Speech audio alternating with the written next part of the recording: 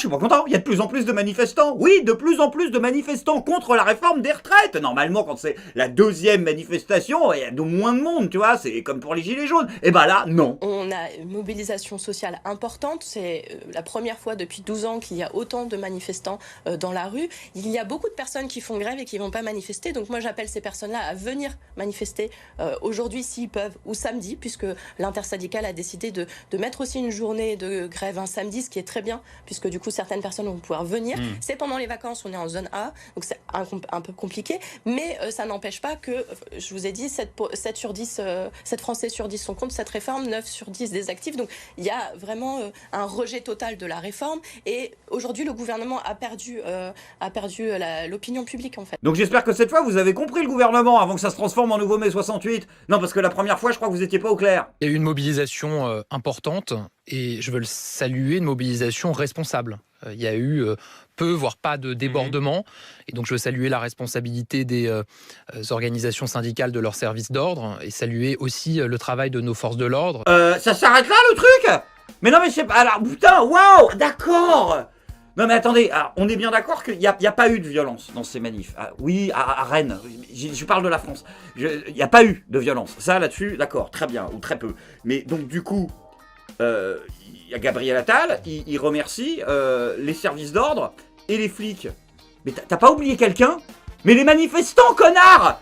Non mais parce que s'il n'y a pas eu de débordement, c'est parce que les gens n'ont pas débordé. Depuis quand les forces de l'ordre arrivent à empêcher des débordements dans les manifs? Réponse, depuis jamais. Non, ils les contiennent une fois qu'elles se déclenchent en fait. Mais si ça ne s'est pas barré en couille, c'est parce que les gens se sont pas barrés en couille en fait. Putain, c'est incroyable en fait. Pour la Macronie, le manifestant moyen, le prolo moyen, c'est une bête sauvage quoi. C'est-à-dire que dès qu'il est dans la rue plus de 10 minutes, tu vois, il est obligé d'agresser, obligé de taper, il est obligé de caillasser. Si ça s'est bien passé, c'est forcément parce que l'autorité policière a bien fait son travail. Vous êtes hallucinant. Après, attention, hein, me faites pas dire ce que j'ai pas dit. C'est pas parce que ça a pas ou peu débordé que ça ne va pas se barrer en couille. Hein. Heureusement, le gouvernement est là pour prendre les devants, puisqu'ils ont décidé de limiter le droit de grève en France. Donc là, les gars, vous touchez à quelque chose de genre méga sacré, méga touchy, mais genre vraiment vénère. Il faut que vous ayez un argument béton pour faire un truc comme ça. Ma proposition de loi pour interdire les grèves dans les transports pendant les vacances scolaires est un projet gagnant-gagnant. Ouh, ça sent pas bon ça. 1. Pour les Français qui pourront circuler librement, oui. Et 2. Pour les grévistes qui ne se mettront pas à dos les usagers. Oula, ouais, d'accord. Vous voyez pas le problème? Bah, avec votre argument à la con. Non, mais parce que, je veux dire, c'est claquer du cul. Enfin, ça dépend du modèle de société que vous voulez, mais je veux dire, est-ce que ça s'applique que pour la réforme des retraites? Non, parce qu'à ce moment-là, moi j'attends la prochaine déclaration de Gérald Darmanin qui va nous dire, écoutez, Françaises, Français, il faut bien reconnaître que les musulmans sont probablement la communauté la plus stigmatisée de ce pays. Non, pour les aider à se faire bien voir, je propose d'interdire l'islam en France. Allez, on se sort les doigts du cul, vous pouvez nous trouver mieux. Marc Toiti, il m'avait manqué lui. Un jour de grève complète coûte entre 1,5 et 2 milliards d'euros. Oh putain, un miracle est arrivé, dis donc. Le mec, ça fait 15 ans qu'il étudie l'économie, il vient enfin de comprendre qui produit les richesses nationales. C'est fabuleux. Allez, là, t'es niveau économie, classe de 3ème, on est bientôt au brevet. Prochaine étape, le bac. Enfin, d'un autre côté, pour le boulot que tu fais, t'as pas véritablement besoin d'y connaître grand-chose en économie, on est d'accord? Hein? T'es économiste? Non, pas du tout. T'es porte-parole du MEDEF et chroniqueur sur BFM TV. Arrête. Mais si, c'est ça ton travail. C'est de nous vendre ce que raconte le MEDEF. Toi et tes copains, vous n'y connaissez rien au quotidien des gens et ça commence à se voir. Le salarié, l'employeur. Deux rouages d'une même machinerie pour avancer ensemble. Ils nous ont bombardé ça partout. Sauf que ce ramassis de bras cassés n'a tellement jamais foutu ses 10 doigts sur l'une des machines-outils sur lesquelles leurs employés se crèvent la gueule 12 heures par jour, qu'ils sont même pas foutus de savoir que 2 engrenages ne peuvent concrètement pas tourner dans le même sens, putain! Bon, là, sans déconner, ça commence à bien faire. Il va falloir nous trouver un argument béton. 3ème et dernière tentative. Donc elle a des grands discours, Madame Garrido, mais elle parle pas à ma maman qui, elle, est obligée de travailler jusqu'à plus de 67 ans pour avoir une retraite à peu près convenable et pouvoir se loger à peu près correctement parce qu'elle n'est pas propriétaire de son patrimoine. Oh putain, ça nous avait pas manqué ça. Arrête de nous parler de tes vieux, putain! Non mais c'est pas croyable ça! Alors je sais qu'il y a plein de gens sur les réseaux sociaux qui ont réagi en disant non mais attends, si la mère de Gérald elle est obligée de bosser jusqu'à 67 ans, c'est pas parce que elle est pas propriétaire de son logement, c'est parce que son fils est un gros fils de pute. C'est vrai que dans l'absolu, quand ton yard touche plus d'une brique par mois, à aucun moment t'es censé continuer à bosser quand c'est toi qui l'as enfanté. Mais bon, c'est pas grave. Mais non, mais vous êtes con, vous le faites exprès. Elle a un problème de logement, il va pas l'aider. Mais il va pas demander à sa mère de lui tailler une pipe. Moi, je ne suis pas de la famille de Monsieur Mélenchon. Monsieur Mélenchon, il a un patrimoine, il est millionnaire. Je suis très heureux pour lui parce que moi, je suis pas jaloux. Moi, je suis pas millionnaire et j'ai pas de patrimoine. Oui, mais c'est ça le problème, Gérald, justement.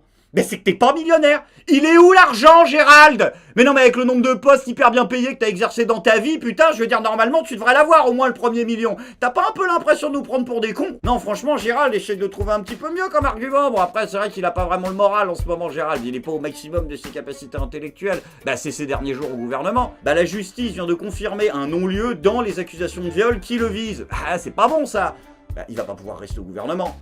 Un ministre qui est pas sous le coup d'une mise en examen au gouvernement, j'y crois pas une seconde. J'espère au moins qu'ils auront la décence de lui filer la Légion d'honneur avant qu'il se barre. Pourquoi les copains d'abord, Nathan Devers? Est-ce que vous avez une petite idée? Légion d'honneur.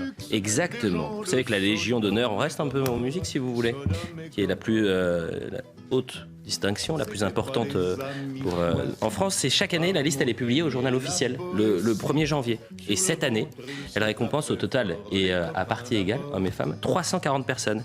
Et regardez dans la promotion qu'il y a Christophe Castaner, François Bayrou, Richard Ferrand, Emmanuel Vargon, Nicole Belloubet, Muriel Pénicaud et Frédéric Vidal. De qui se moque-t-on? Mais franchement, c'est quoi? C'est du copinage, c'est ça, Nathan Devers?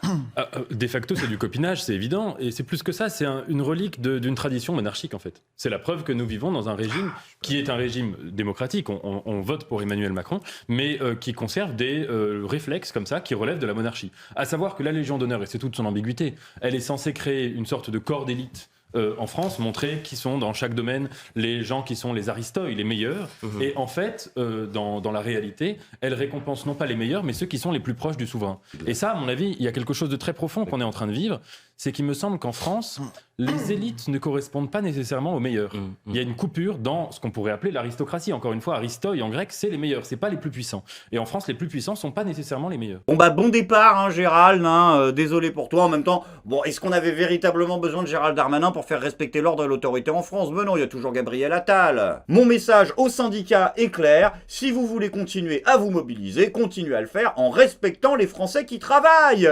Mais putain, mais quand est-ce que tu vas comprendre que c'est précisément les Français qui travaillent qui manifestent? Vous ne bitez rien à rien, c'est incroyable. Heureusement qu'il reste quand même BFM TV pour essayer de vendre votre tambouille, mais là franchement, ils sont à bout de course, hein. Bah, moi, je vous lis quand même ce qu'il y a écrit dans la loi du 14 mars 1941, la loi sur la répartition. Sur la répartition de quoi? Des juifs? Je veux dire, non mais attends, là, il fait quoi le mec? Enfin, sur l'équilibre démographique. Ah, l'équilibre démographique. Ah oui, d'accord, oui, bah oui, tu m'étonnes quand on avait des problèmes d'équilibre démographique à l'époque, les gens étaient morts à la guerre. 1941, j'étais pas né, moi. Ah, c'est pas grave, c'est quand même la loi qui fonde la répartition. Alors, 41. Lorsque le nombre des retraités croît avec l'élévation de l'âge moyen de la population, le service massif des pensions impose un fardeau insupportable aux éléments productifs. Oui, les éléments productifs, oui, qu'on envoyait travailler en Allemagne. Non mais il fait quoi le mec là? On se posait la question déjà de se dire... Mais bien sûr qu'on se posait la question de se dire, de ce que je te laisse même plus parler en fait. Je vais me faire démonétiser la vidéo pour apologie du Troisième Reich, putain de bordel de pompe à cul, c'est quoi ces conneries? Mais on se posait la question, ben oui, parce qu'on était occupés, parce qu'on était le bras armé de l'Allemagne pour aller bosser dans les usines, parce qu'encore une fois les gens étaient morts à la guerre, mais qu'est-ce qu'ils racontent? On se posait la question déjà de se dire... 41. Oui. La loi du 14 mars 41. 1941. Oui. Je pense que la France n'était pas dans son meilleur. Dans son meilleur état. jour, Mais ouais. vous avez le droit de prendre des références de Vichy, hein, mais c'est un peu Oui, parce que compliqué. 41, là, Emmanuel. Elle est pas bien la journaliste. Non, non, elle est vraiment pas bien la journaliste. Tout ça pour dire que, Mais normalement... dites-le, mais je tenais à faire Non, cette ce que je voulais dire, précision. c'est que alors, je vérifierai. Non mais y a pas à vérifier, Emmanuel. C'est 1941, c'est le régime de Vichy. C'est dingue, les mecs sont formatés à nous dire les pires heures de notre histoire toute la journée, mais ils ne savent pas les dates. C'est absolument incroyable. C'est dingue parce que quand bien même cette loi aurait pu être bonne, hein, quoi qu'il arrive, elle n'est plus en application. Elle a été abrogée en 44, comme beaucoup de saloperies de l'époque. Bon bah là visiblement, BFM TV fait l'apologie du régime de Vichy. BFM TV vient de rejoindre la fachosphère. C'est un peu con comme move BFM TV, c'est un peu tard, c'est plus la période, hein. Ah non, je pense pas que pour un média aujourd'hui, la fachosphère, ce soit le filon à prendre là. Non, non, au gouvernement, ils ont dit c'est bientôt la fin. J'ai besoin de vous. Je veux vous parler aujourd'hui des créateurs de contenu sur Internet, plus connus sous le nom d'influenceurs. Je tiens à préciser aux gens qui verront donc cette vidéo que le même OK Boomer en vieux JPEG grenier, là, ce n'est pas moi qui l'ai rajouté au montage. Non, c'est notre ministre de l'économie qui a mis un mème OK Boomer dans une intervention publique. Vous êtes des millions à consulter leurs avis, leurs recommandations, ça leur donne une responsabilité particulière. Parmi tous ces influenceurs, l'immense majorité d'entre eux respectent évidemment les règles. Mais il y a aussi certaines arnaques, ou parfois tout simplement certains oublis. C'est ces écarts que nous voulons corriger avec la régulation de ce secteur. Non, mais c'est bon, on va rien réguler du tout, merci, bonne journée, on s'arrête là. Hein, Olivier Véran, il s'arrête pas là, et merde. Vers le monde et les crises, vous assurez à l'ensemble de nos concitoyens l'accès à une information qui leur est chère. Alors pour 2023 et au-delà, je crois que nous partageons un même souhait, celui d'une presse libre, d'une presse indépendante, qui puisse offrir une information de qualité. Il y aura bientôt dans notre pays les états généraux du droit à l'information. Quoi ? Comment ça, des états généraux du droit à l'information ? Mais ça n'a strictement aucun sens. Enfin, le droit à l'information, c'est un des rares droits qui nous reste. Si, on a le droit d'être informé. Regarde, tu vois, regarde. Hop, je vais sur Google, je suis pas en tôle. Voilà, tu vois, il n'y a pas de problème, en fait. Je peux aller acheter Libé, je peux aller acheter le Canard enchaîné, je peux aller acheter le Figaro. Il n'y aura pas de problème, en fait, en vrai, en soi. Donc, ça veut dire quoi, le droit à l'information ? C'est pas le droit à s'informer, c'est le droit d'exercer le métier de l'information. Ok, on en est là. Qui vont ouvrir la voie et le débat vers de nouvelles avancées. Ces vœux sont donc aussi une invitation à réfléchir, à travailler ensemble au futur droit à l'information, notamment à l'heure des réseaux sociaux, des fake news, et à l'heure où on voit d'ailleurs les désastres qui peuvent être causés par les sphères complotistes, qui peuvent mettre à mal le fonctionnement de certaines démocraties pourtant solidement installées. Et je dis ça aussi alors que nous constatons, y compris dans notre pays, en France, l'émergence de groupuscules complotistes, pseudo-médias, qui désormais peuvent comporter des communautés de suivi plus importantes que celles de médias mainstream installés dans notre pays depuis des dizaines d'années. C'est donc, je crois, un objectif partagé que celui d'assurer une juste information, en toute indépendance, encore une fois, et en toute liberté. Ouh là, ça va pas du tout, Olivier. Hein, socialement et intellectuellement aussi, parce que quel est le rapport entre les deux parties de la phrase ? Tu es en train de dire que les pseudo-médias, j'aimerais bien qu'on m'explique, parce que c'est l'argument du vrai et du faux écossais, ça, mais bon, c'est pas grave. Tu es en train de nous dire donc que les pseudo-médias, complotistes, fake news, groupuscules, enfin tous les mots à la mode, font plus d'audience que les médias mainstream. Ok, très bien. Donc, tu veux leur mettre des bâtons dans les roues, afin donc de garantir une presse indépendante et libre.